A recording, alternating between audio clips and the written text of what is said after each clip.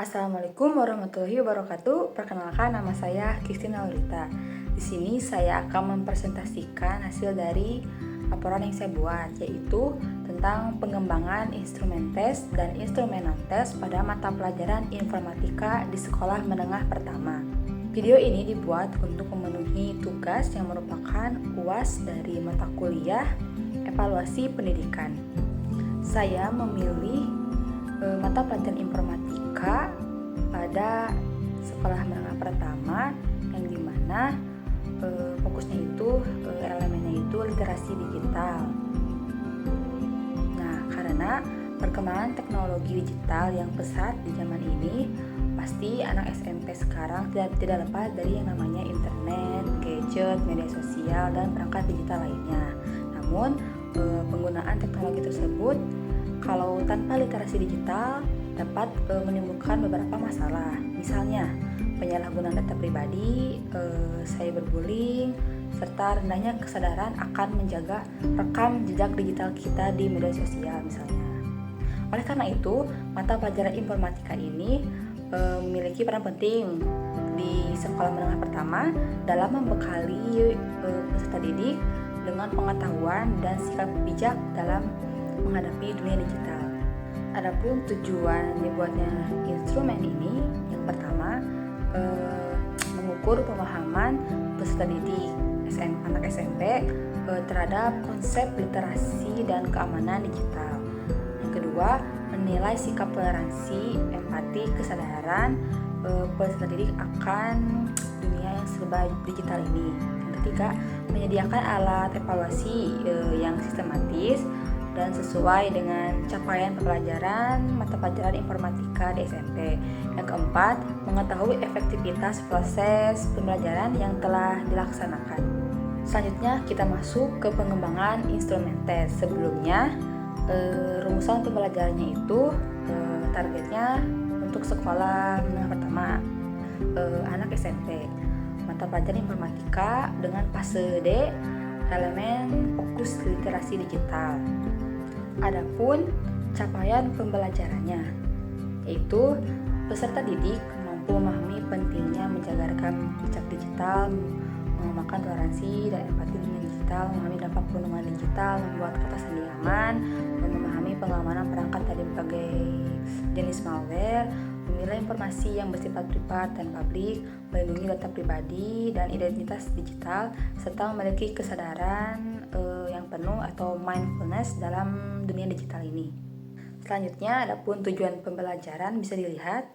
Ada yang pertama, poin pertama, memahami pentingnya menjaga rekam jejak digital, menerapkan toleransi dan empati digital, memahami dampak perlindungan digital, membuat kata sandi yang aman, memahami pengamanan perangkat, dan sampai akhir ada 8 poin. Lalu selanjutnya adapun alur tujuan pembelajarannya. Di antaranya yang pertama, memahami pengamanan perangkat dari berbagai jenis malware. Yang kedua, melindungi data pribadi dan identitas digital. Ketiga, membuat kata sandi yang aman. Keempat, memilah informasi yang bersifat privat dan publik. Yang terakhir, memiliki kesadaran penuh atau mindfulness dalam dunia digital. Kita masuk ke penyusunan instrumen. Nah, adapun kisi-kisi instrumen.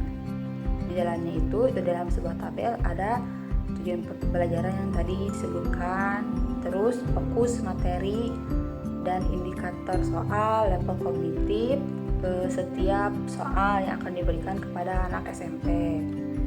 Misalnya di sini untuk nomor 1, 2 fokus ke materi malware. Indikator soal yang soal pertama, mengidentifikasi pengertian umum dan malware dalam konteks keamanan perangkat.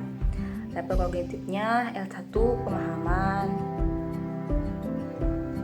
Lalu di sini ada data pribadi, soal nomor 3 masuknya kognitif pemahaman juga.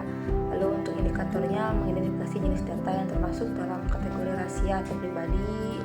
Lalu ada identitas digital, keamanan akun, privasi digital, mindfulness, dan terakhir rekam jejak. Di sini rata-rata level kognitifnya itu L1 pemahaman ya, untuk semua soal itu. Nah, ini adapun soal pilihan ganda yang diberikan. 1. Perangkat lunak yang sengaja dirancang untuk merusak, mengganggu atau mendapat akses tidak sah ke komputer disebut apa? Nah, ini ada pilihan jawaban A sampai E, lalu kunci jawaban dan penjelasan atau ada distraktor. Nah, misalnya nomor 1 di sini kunci jawabannya itu C. Nah, distraktornya D dan E sering membingungkan siswa yang hanya menghafal akhiran where. Jadi di sini yang distraktor yang jadi bakal jadi membingungkan siswa itu kata where-nya. Di sini kan setiap pilihan jawaban A sampai E teh where semua gitu misalnya. Lanjut nomor 2, 3 di sini ada 10 soal pilihan ganda ya. Bisa dilihat. Nah, selanjutnya kita masuk ke pengujian instrumen. Hasil uji coba instrumen di sini saya dapatkan, kan saya membuat lewat Google Form ya. Nanti link Google Form saya bagikan kepada siswa SMP, lalu mereka mengisi link tersebut. Di dalamnya ada identitas, soal, pilihan ganda, dan terus di sini ada hasilnya. Responden di sini ada 10 responden ya. Nah, ini S1 itu soal. Ini yang dijawab oleh responden. Misalnya responden pertama Reina, nomor 1 salah, nomor 2 salah, 3 salah. Nah, di sini JB ini jawaban benar, JS ini jawaban salahnya. Di sini Reina menjawab 5 soal benar, 5 soal salah. Lalu di sini ada total keseluruhannya. Reina misalnya di sini total, maksudnya di bawah ini total keseluruhan dari soal yang diberikan. Jadi di sini nomor 1 yang menjawab benar itu cuma 7 orang, sisanya 3 orang salah.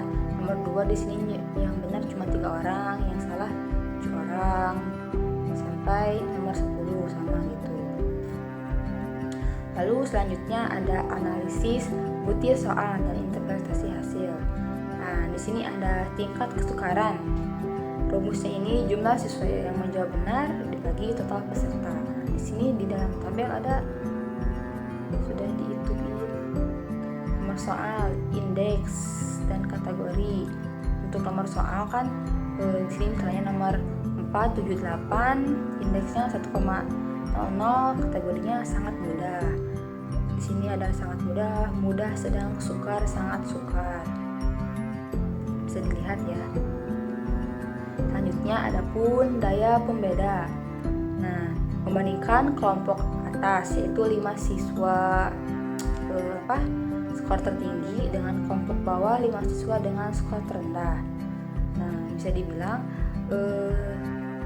sangat baik bagi nomor S2, soal nomor 2, 5, 6, 9 karena berhasil membedakan siswa yang memahami materi dengan yang tidak.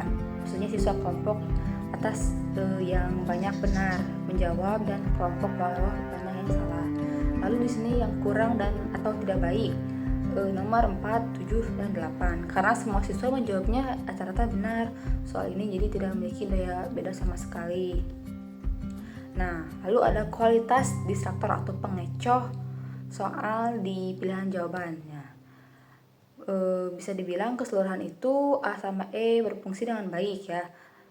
Seperti pada nomor 2, 5, 6 banyak jawaban salah menunjukkan bahwa pilihan distraktor berhasil. Namun tidak berfungsi dengan baik pada soal 4, 7, 8 tadi karena tidak satupun responden yang memilih jawaban distraktor atau yang salah. Nah, interpretasi hasilnya untuk kualitas isi. Instrumen mencakup berbagai level kesulitan mulai dari yang sangat mudah hingga sangat sukar. Untuk revisi mungkin ya yang tadi yang Mas 4, 7, 8 direvisi total atau diganti ya karena terlalu mudah dan tidak ada daya pembeda yang baik. Untuk nomor 6 juga perlu ditinjau ulang tingkat kesulitannya karena sangat sukar. Tapi tapi untuk yang sisanya itu berkualitas baik, jadi layak dipertahankan. Lanjut kita ke pengembangan instrumen non-tes. Nah, di sini ada domain afektif dan definisi operasional. Domain yang dipilih di sini ialah kesadaran etika dan keamanan digital atau mindfulness.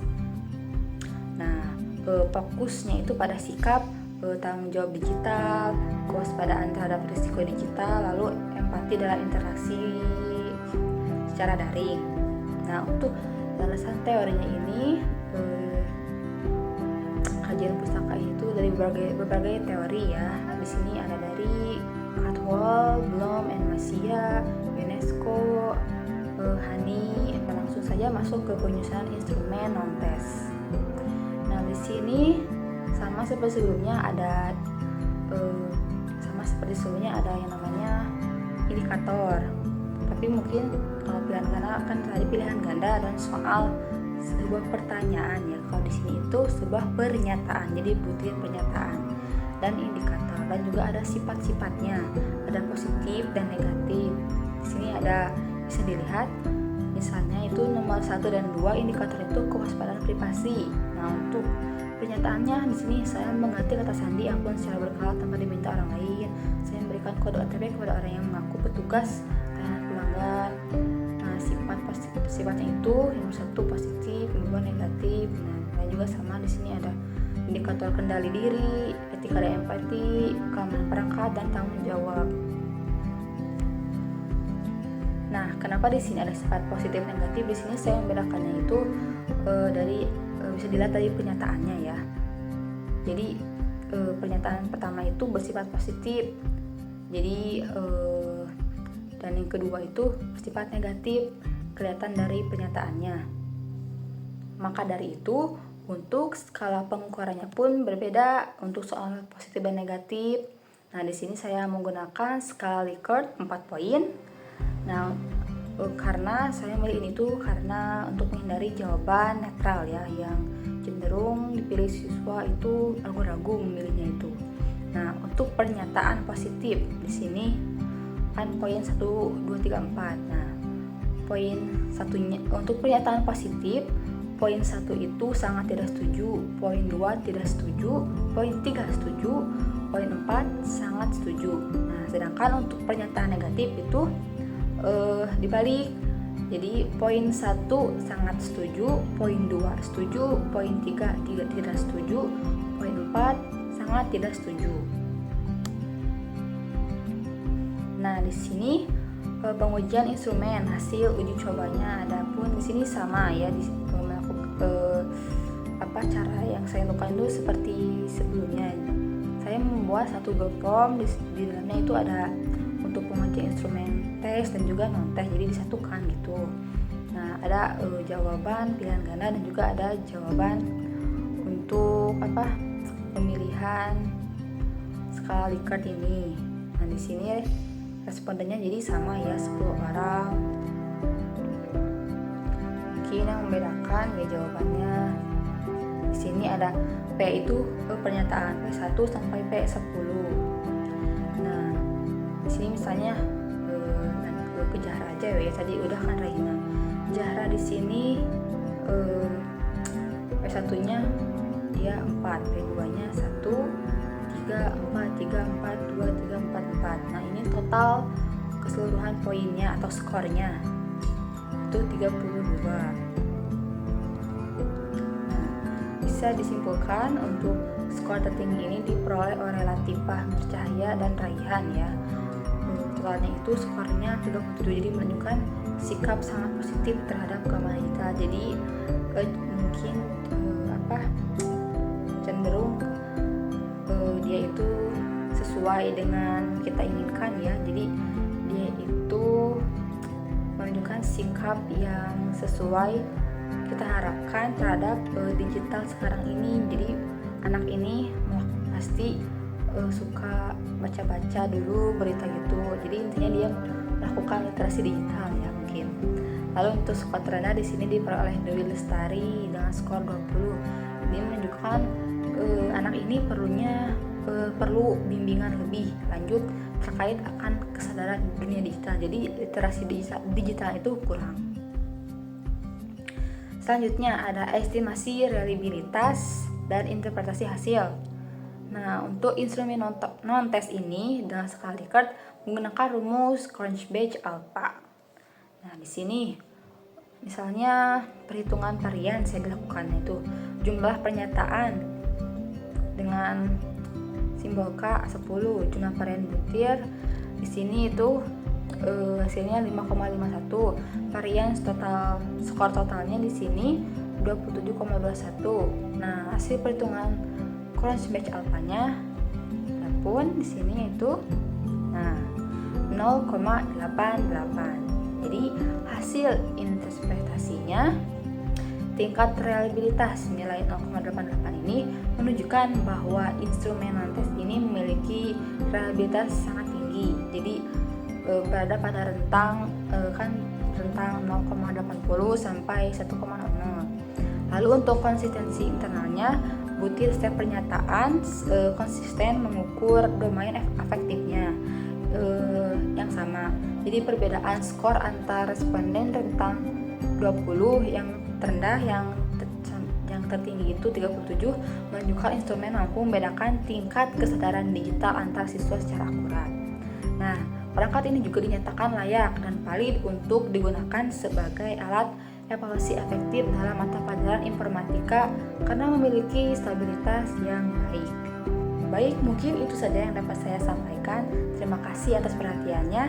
Wassalamualaikum warahmatullahi wabarakatuh.